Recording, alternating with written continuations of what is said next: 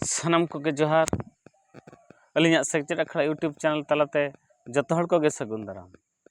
अच्छा तेहे दसरा परब चाबायना दसरा परब रे अड़ी रस्क रमज बो एनेज के सेरेñ के बो आर ओड़ाग ते बो हेज रुवाड़ेना।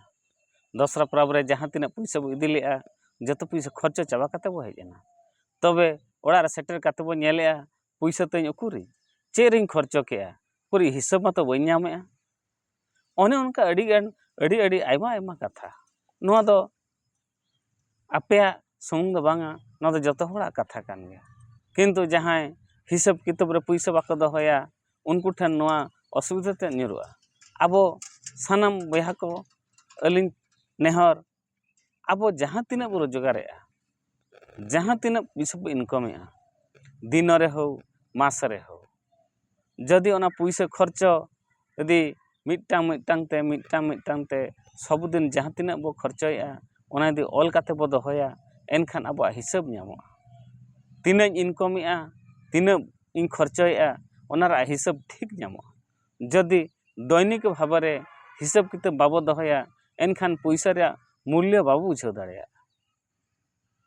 पैसा हिजुआ सेनोआ खर्चो चाबाआ एन रेहो आबो तीस रेहो पैसा साञ्चाव रे इच्छा तेर बाय हिजुआ। ओनाते धरा जो मिट्टांग कथा रे मिड हड़ 1500 टाका नालहाय मास रे जदि 1500 टाका ते उनी दी चाहवाय ओना तेगिन चढ़ाआ एनखान निहाती उनी दे चढ़ा दाड़ेया गया। चिकाते उनी 1500 टाका भितर गे जतो आज मैनेज लगी चेष्टाया जदि मैनेज लगी चेष्टाय खान दिन हिसाब किताब दोहया तिना रिया जमा इन किरिña तिना रिया घर भाड़ाñ एमा तिना रिया जहाना इन किरिña जहाना इन चिकाया जदि दैनिक भाव रे ऑल काते दोहया हिसाब काते दोहया निहाती आज ओना खर्चो रे हिसाब ᱧᱟᱢ दाड़ेया आर मासिको जहाँ तिना रोजगारेआ ओना रे हिसाब एवं तिना साञ्चावा तिना खर्चोया ओना निहाती आजा बहत ते बोलोना। जदि हिसाब किताब दैनिक भाव रे बाय दोहआ एनखान तीस रेहों माने साञ्चाव रे मनोवृत्ति के बाय हिजुआ। खर्चो चाबाक कना दिन गे खर्चो चाबाक कना मेनते उयहर ते जदि ओना उयहर एकागे ताहेनाय कार्य रे बाय परिणतया साञ्चाव लगी बाय इच्छाया एनखान तीस रे पैसा तो बाय साञ्चाव दाड़ेया। निजरा जीवन रे साञ्चाव लगी मन अगुले एनांग पैसा साञ्चावा तीस रेहों एटा हड़ दो बाको साञ्चावा निजर लगी दो निजे गेम साञ्चाव लेना।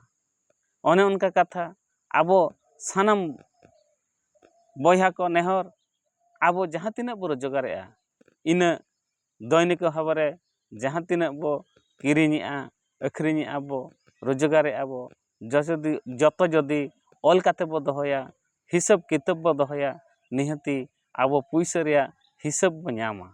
यदि पैसा रे हिसाब बो ᱧᱟᱢ केद खान आबो बहुत ते निहाती बोलोना साञ्चाव रे मनोवृत्ति साञ्चाव रे मनोवृत्ति बोलोयन खान आर मिद दिन पैसा को दरकार जहो हठात चेन बाबो असुविधा बांखान अकोय ठन खन बो ऋणा धार आबो जीवन सारा उनका गे ऋण का धारा के बो ताहेना।